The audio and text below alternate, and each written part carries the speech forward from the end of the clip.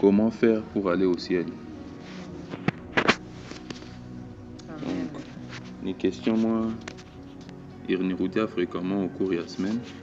Et j'ai essayé de méditer sur ça et tout essayer pour comprendre que l'esprit penda pour nous péler.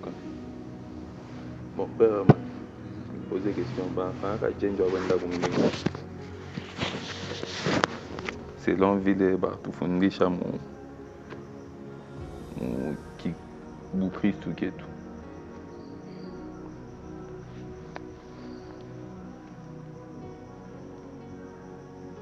Bon, tenez.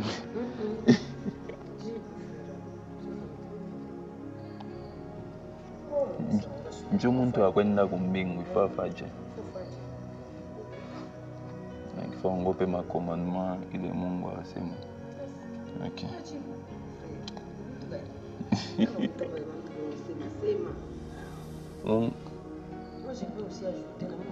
Oui, maman Esther na mwaka mtezi tongezea hapa hii. Non, ne fais pas ça.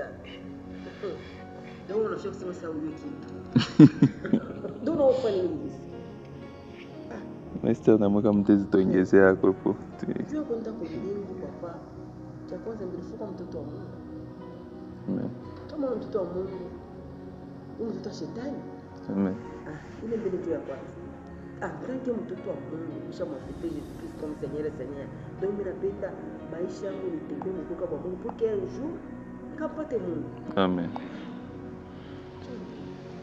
Selon lui, ça selon Ami, pour aller au ciel, il faudrait que Dieu descende au milieu de son peuple, qu'il donne à ce peuple-là une mission et que cette mission-là soit pour sa gloire. Donc, Dieu montende kumbingu, il faut pas que Mungu ye mwenyewe atoke, ashuke mubantu, bantu baki, abambie kia kufanya. Na kile bantu batafanya, il faut kikuye ku gloire yake peke, hapana ku gloire ya bale bantu anatuma. Dieu kenyewe, pour ce sujet, j'ai choisi qu'on se pose 3 questions. Qui descend au milieu du peuple? Et pourquoi il descend? Et pour qui il descend? Et mina subdivisé mon 3 parties, items. Ya kwanza ni les gens qui n'iront pas au ciel. Donc tout à beba ka exemple ka moi te ka développer. Ya pire ni les gens qui sont partis au ciel avant Jésus. Et il y a Tatouni, ceux qui iront au ciel. Donc sans plus tarder, tout en zana kwanza, les gens qui n'iront pas au ciel. Tasoma Genèse, chapitre 11, premier verset jusqu'au 9e verset. Toute la terre avait une seule langue et les mêmes mots. Comme ils étaient partis de l'Orient, ils trouvèrent une plante et une plaine au pays de Shinér, et ils habitèrent. Ils se dirent l'un à l'autre, allons faisons des briques, cuisons-le au feu, et les briques leur servit de pierre, et les bitumes leur servit de ciment. Ils dirent encore, allons bâtissons-nous une ville et une tour dont les sommets touchent le ciel, et faisons-nous un nom, afin que nous ne soyons pas dispersés sur la face de toute la terre. L'Éternel descendit pour voir la ville et la tour qu'il bâtissait, que bâtissait le Fils de l'homme. Et l'Éternel dit, voici, ils forment un seul peuple, et ont tous une même langue plutôt. Et c'est là ce qu'ils ont entrepris. Maintenant, rien ne les empêchera de faire tout ce qu'ils auraient projeté. Allons, descendons, et là confondons leur langue, afin qu'ils n'entendent plus la langue les uns des autres. Et l'Éternel les dispersa loin de là, sur la face de toute la terre, et ils cessèrent de bâtir la ville. C'est pourquoi on appela du nom de Babel, car c'est là que l'Éternel confondit les langues de toute la terre. Et c'est là que l'Éternel dispersa sur la face de la terre et sur la face de toute la terre. En partant, à partir de ces textes, Dieu t'a posé les 3 questions que j'avais énoncées. Tout en ça, qui est descendu?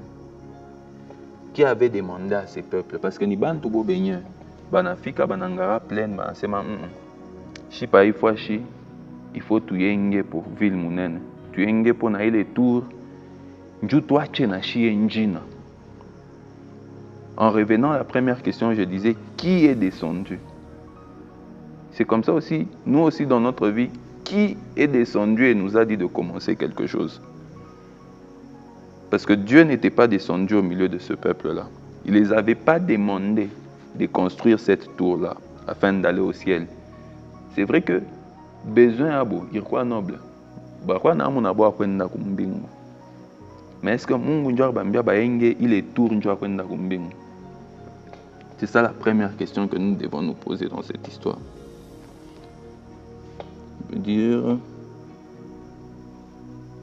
Donc, Jovile, bantu ba mingi bananzaka ikwe ma ministère, ikwe ma kaji ngine, testo na frère Herman. Ah, frère Herman non a Dieu. Bon, tout à fait ma brique, tout à fait ma lata, toi na chikin, tout tout paye pambemben. Qui est venu vous dire cela? Et la deuxième question, c'est, pardon, avant de passer à la deuxième question, il y a quelque chose qui m'a interpellé. Les temps où toi tu fais quelque chose pour laquelle Dieu ne t'a pas appelé, qui fait ce pourquoi Dieu t'a appelé? Il est ça ton appétit chaka. Unenda, par exemple, oui, ministère évangélique, mais au chotokela prophète. Il est waka touche du tokelesha prophète. Nanye qu'on a fait évangélisation parfois chiako. Donc, d'où on va se poser cette deuxième question. Pourquoi? Parce que boba la muka wana enge le tour. Tu kibolise pourquoi muko ne yenga? Barichi ou bien pour que jine tu na shiba qui. Jovile na shie unenda kwanza ile ministère njwanini. Est-ce que Dieu trouvera sa gloire dans ça? Ou bien una engea njobantu bakone? Dieu s'est plaint de Saül à chaque respecta que ma commandement il éveille David. Mais moi j'aime quand il dit à Samuel à Kampakale Mafuta David. À Chimpakale Mafuta en tant que prophète, en tant que prêtre. Et Kampakale Mafuta en tant que roi. C'est comme ça que David bilebiote biba arifanyaka en tant que roi. Kubeba bibia benyewe kuwa bwana ou le mundu. Dieu l'a pas puni pour ça. Dieu avait ordonné à Moïse que personne ne fasse le dénombrement de son peuple. Mais David arlamuka kabusubui anashimami shabantu bote ba prophète Nathan ayabambia sale tukuna compter peuple mujima ba israélite. Mais Dieu est descendu au lieu de punir David, il avait commencé par tuer le peuple. David était en train d'agir par rapport à la mission que Dieu l'avait donnée. Mais lorsqu'il se décide de se réveiller et de dire de construire un temple pour Dieu, Dieu lui rappelle que c'était un pécheur. Parce que Dieu ne l'a pas oint pour être et pour lui construire un temple. Mais on l'avait oint pour devenir un roi. Non. Biba biote David il a fanyaka, Dieu ne l'a pas puni pour ça. Mais quand il s'est juste levé pour dire que Mimita muyenya mungu temple, Dieu n'a mkumbusha biba biote et qu'il ne méritait pas de construire pour lui un temple. C'est comme ça qu'on va se poser aussi la troisième question pour ceux qui n'iront pas au ciel. Vous faites ça pour la gloire de qui? Dieu tire gloire dans la mission qu'il t'a donnée. Aujourd'hui, s'il a dit que weye utaengaka kama ni kabine pale pale kabine pataokoaka muntu fulani. Quand cette chose-là s'accomplira, c'est quand lui va tirer gloire de la mission qu'il t'a donnée. Donc, il ne va jamais tirer gloire hors de la mission qu'il t'a donnée. Donc, que personne ne vienne te dire que tous, peut-être nous sommes appelés à avoir des grands temples, à être des très grands hommes de Dieu. Non. Peut-être, toi, tu seras partenaire de celui qui sera un grand homme de Dieu. C'est comme ça que Joseph d'Arimathie, c'était un prêtre chez les Juifs. Il enseignait dans les synagogues. Mais chez Jésus, c'était juste la personne qui lui avait offert le tombeau. Donc il n'avait pas besoin qu'il soit Pierre, qu'il soit Paul. Lui, son travail, c'était que quand on tue Jésus, on le met à la croix. que Jésus n'ait pas d'endroit où on va aller le mettre. C'est comme ça que lui offre les sépulcres de sa famille à Jésus pour qu'il puisse y être enterré. Donc, si tu veux aller au ciel, si tu veux que Dieu soit fier de toi, reste dans ta mission parce que c'est de ta mission que Dieu va tirer sa gloire. On poursuit. Il y a un exemple que j'aimerais montrer, c'est que Dieu dit à Saül, va, tue tout le monde, naba nyama. Mais les hommes de Saül lui disent,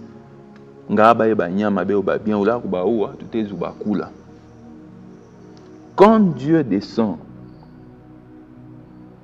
il apprend cela, il disqualifie directement Saül.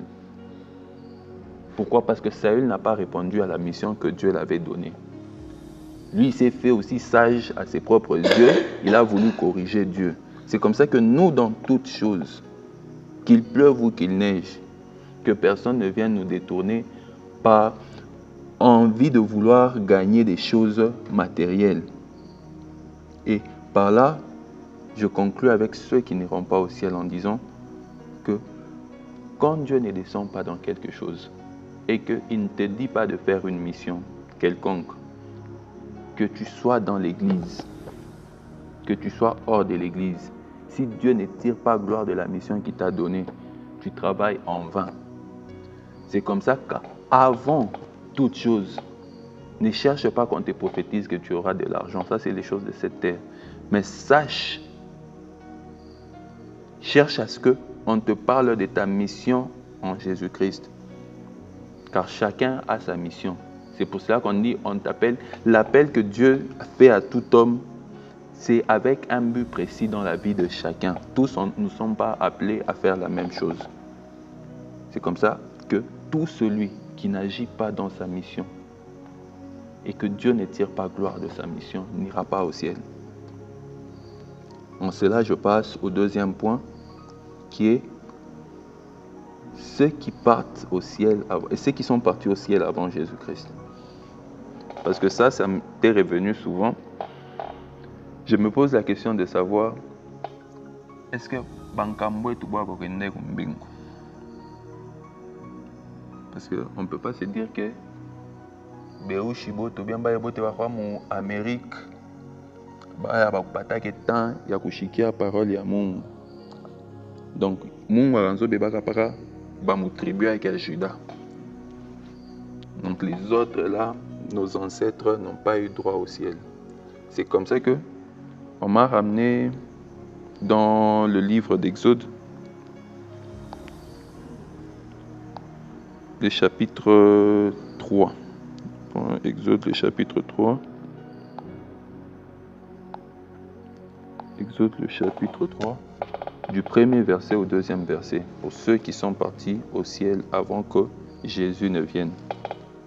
On nous dit, Moïse faisait paître les troupeaux de Jéthro, son beau-père, sacrificateur de Madian, et il mena les troupeaux derrière le désert et vint à la montagne de Dieu à Horeb. L'ange de l'Éternel lui apparut dans une flamme de feu au milieu d'un buisson. Moïse regarda, et voici, le buisson était tout en feu, et le buisson ne se consumait point. Moïse dit, je veux me détourner pour voir quelle est cette grande vision, et pourquoi le buisson ne se consume point. Et puis, à partir de... On va prendre le verset 6, qui nous dit, il ajouta, je suis le Dieu de ton père, le Dieu d'Abraham, le Dieu d'Isaac et le Dieu de Jacob. Moïse se cacha le visage car il craignait de regarder Dieu. Ici, on nous montre Moïse. J'ai sauté la partie où comment est-ce qu'il est né autre.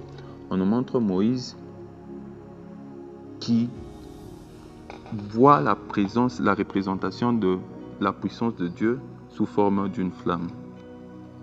Et quand il cherche à savoir qui s'est caché derrière, et c'est Dieu qui lui dit maintenant, je suis le Dieu de tes pères, Abraham, Isaac et autres. là, on voit qui descend au milieu de son peuple, qui vient choisir son peuple, qui vient choisir la personne qui va guider son peuple. C'est Dieu lui-même qui vient, il descend dans la vie de Moïse.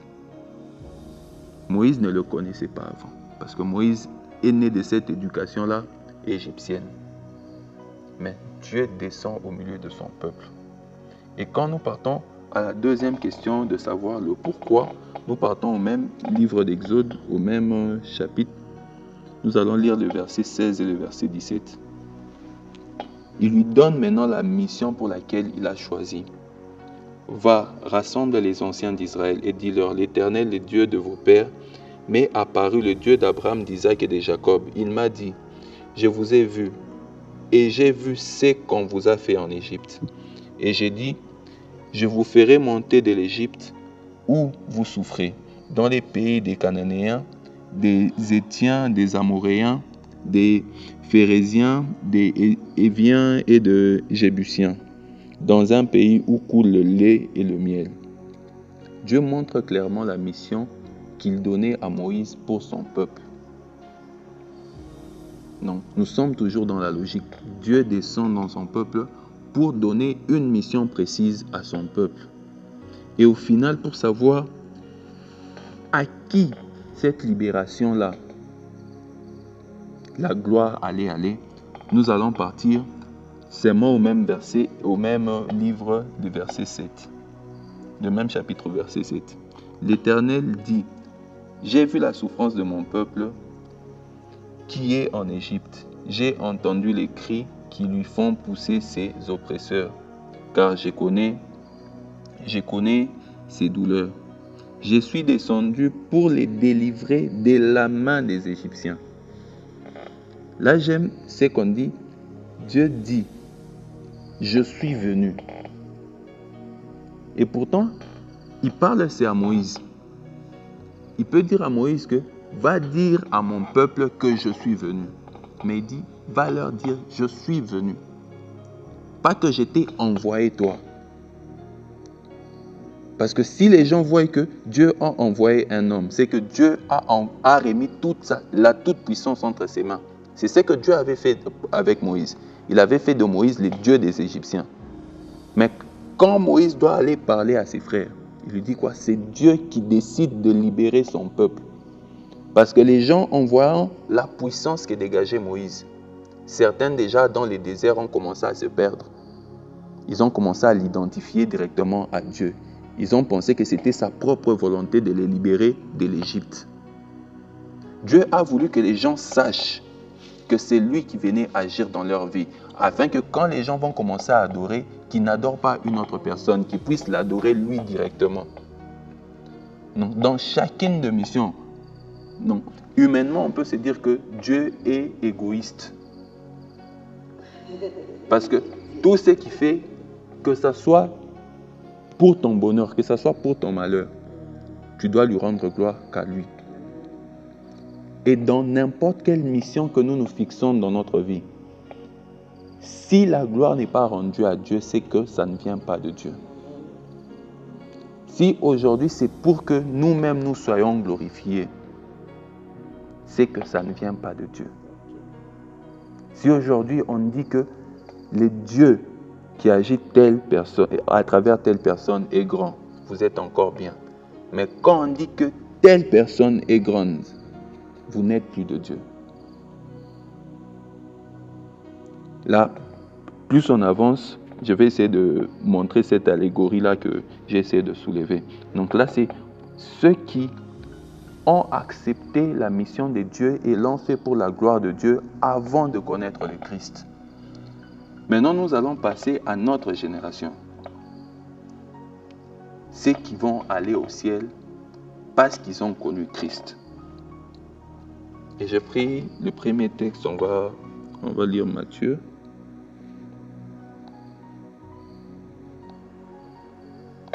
Matthieu, le chapitre 7, le verset 14. Pour savoir qui est descendu, comment est-ce que Dieu est descendu au milieu de son peuple à travers Christ. On prend le verset 14 qui nous dit,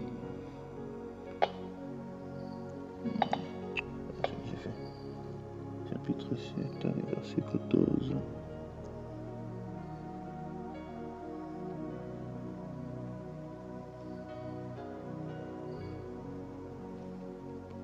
Pardon, excusez-moi quelques minutes.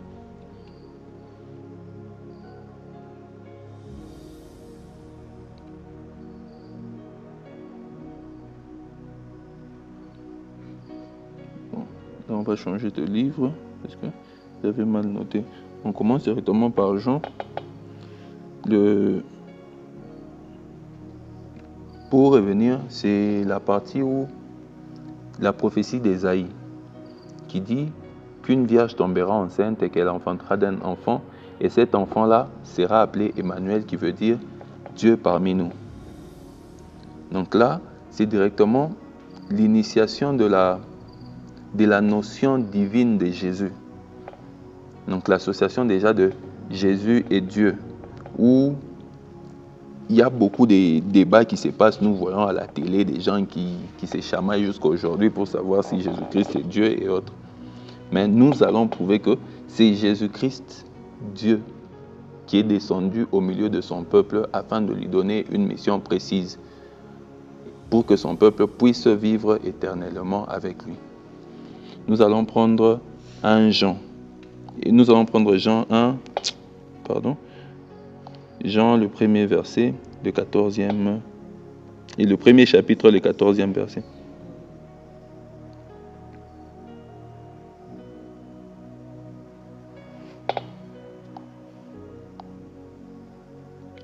Il nous dit, « Et la parole a été faite chair. Elle a habité parmi nous, pleine de grâce et de vérité. Et nous avons complètement sa gloire, une gloire comme la gloire du Fils unique venu du Père. » Donc là, par ces versets, nous comprenons que Jésus-Christ, qui est cette parole qui s'est faite chair, afin de venir vivre au milieu de nous et de nous donner les instructions que Dieu voulait de nous. Et quand nous lisons les livres de Matthieu, les chapitres 28 au 29e verset,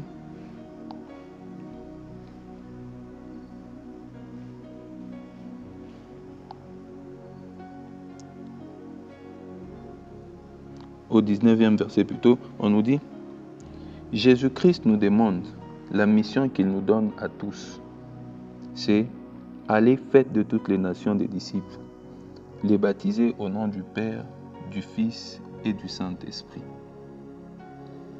Donc, c'est la plus grande des missions que Jésus-Christ nous donne, hormis qu'il soit venu pour nous délivrer de toute forme de péché. Il nous dit, allez, faites de toutes les nations mes disciples. Dieu descend au milieu de son peuple.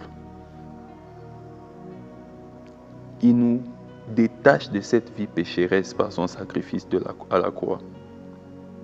Et en retour, il nous demande d'aller dire à tout le monde que celui qui est mort est ressuscité. Et il veut que tous nous soyons ses disciples. C'est ça la mission que Jésus-Christ a laissée à tous les corps. Non.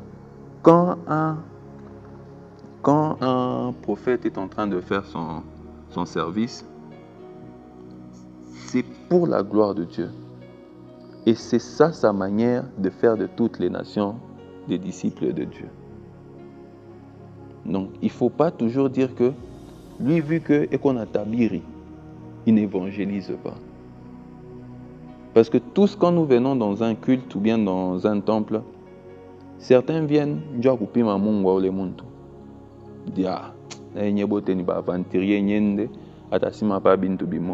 et quand il arrive, il trouve un autre Dieu au travers de cette personne-là, Anamine. Et c'est comme ça que cette personne-là est en train d'accomplir la mission que Dieu nous a tous donnée, faire de toutes les nations les disciples.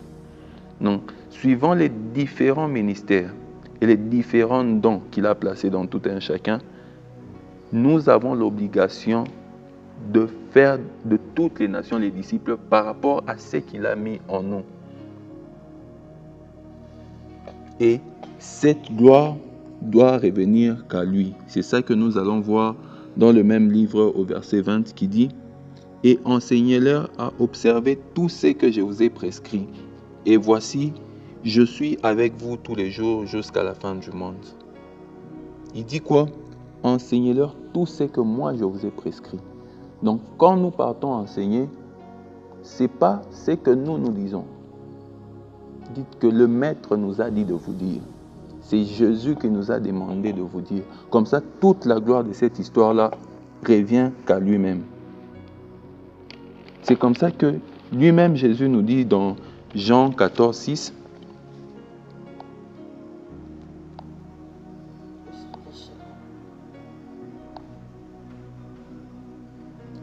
lui-même nous dit, je suis le chemin, la vérité et la vie. Nul ne vient au Père que par moi. Ici, dans la dernière phrase, ce que j'aime et qui dit, nul ne vient au Père que par moi. Par signifie à travers, avec ou dans. Donc, personne ne part au Père s'il n'est pas dans Jésus. Si ton identité n'est pas rattachée à Jésus, si tu n'es pas dans lui, tu n'iras pas au ciel. Et c'est quoi être en Jésus-Christ? Nous allons lire le livre de 2 Corinthiens 5, 17.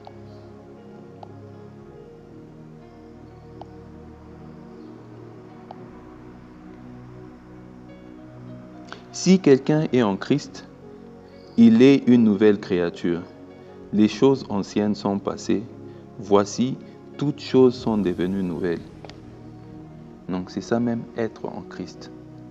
C'est quand nous arrivons devant Dieu. Dieu ne regarde pas nos péchés, mais quand il nous regarde, il voit le Christ. Parce que nous sommes en lui. Quand on nous dit que l'histoire de l'épouse,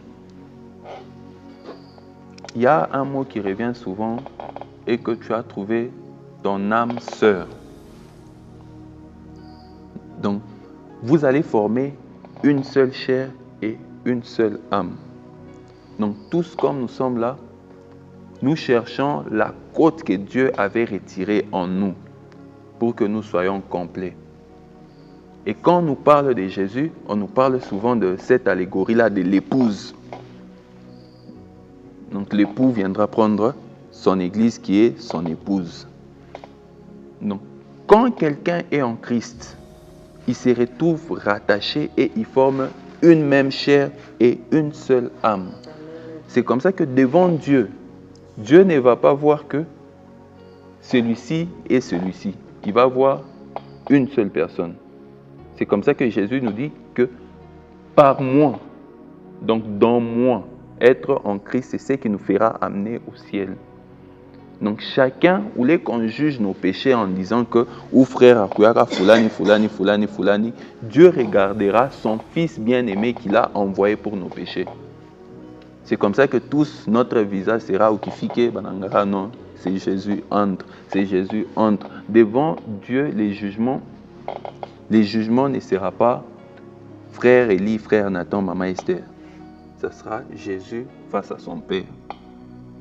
Donc à chaque fois que Dieu regardera dans ta vie, il regarde son propre fils et c'est comme ça que tu seras jugé. On va encore lire le livre de Galates au 3e chapitre. C'est par là qu'on va finir. Galates 3, 26 à 28. Car vous êtes tous fils de Dieu par la foi en Jésus-Christ. Vous tous qui avez été baptisés en Jésus-Christ, vous avez revêtu Christ.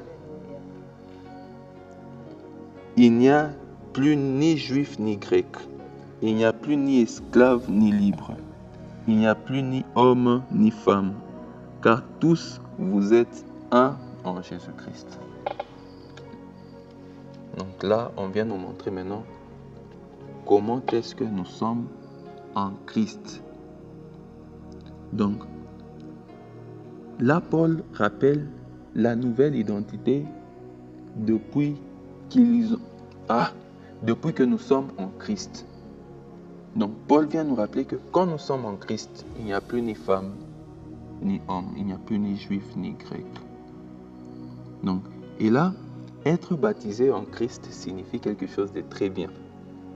Parce que ce n'est pas spécialement que le baptême d'eau comme nous avons l'habitude de voir.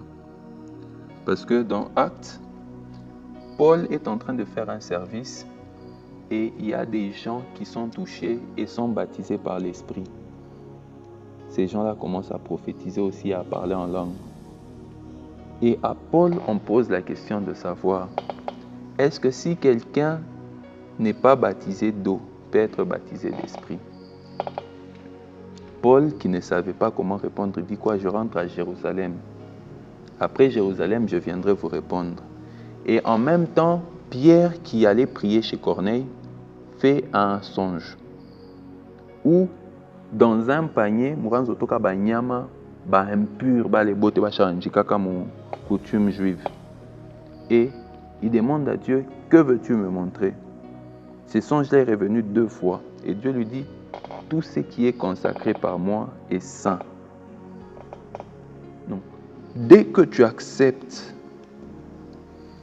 Jésus-Christ comme Seigneur et Sauveur, qu'on ne te montre pas que il faudrait seulement les baptêmes d'eau. Parce que Batikombe et parle et tu acceptes Jésus-Christ, tu tombes, tu parles la langue, tu es baptisé en esprit. Bila Bikonte, il faudrait que tu rentres d'abord au baptême d'eau. C'est comme ça que Paul nous dit que le baptême signifie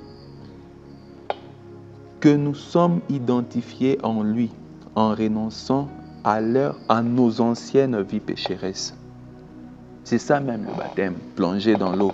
C'est quand la personne décide de renoncer à son ancienne vie. Donc le baptême, ce n'est pas l'immersion dans l'eau. C'est l'effet que, oui, on est chikia mon maïcha, que moi je me donne à Jésus-Christ. C'est comme ça qu'il y a une expression française qui se dit, kama muntu akwa na mambo peut-être mimi na mambo kumionesha mon département. Nikitafute kwanza en français on dit quoi? Il se jette à l'eau. C'est comme ça que quand tu regardes et que tu as besoin maintenant de donner ta vie à Jésus-Christ, c'est cette étape-là, c'est ce qu'on appelle le baptême.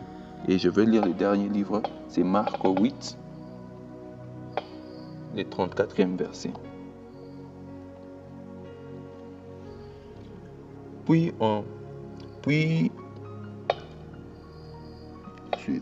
ayant appelé la foule avec ses disciples, il leur dit, si quelqu'un veut venir à moi, qu'il renonce à lui-même, qu'il se charge de sa croix et qu'il me suive. C'est ça même le plus grand des baptêmes. Donc, et là, nous allons comprendre, nous, pour aller au ciel, Jésus-Christ est descendu au milieu de nous. Il a accepté de mourir pour nous et nous a donné une mission. Pour tout celui qui se dit être en Christ, il doit savoir que sa plus grande mission, malgré les différents ministères, les différents dons qui existent, est de faire de toutes les nations ses disciples. C'est dans ça que Jésus-Christ tirera sa gloire. Et c'est en étant en lui et en faisant cela que nous allons hériter de l'éternité avec lui éternellement. Amen.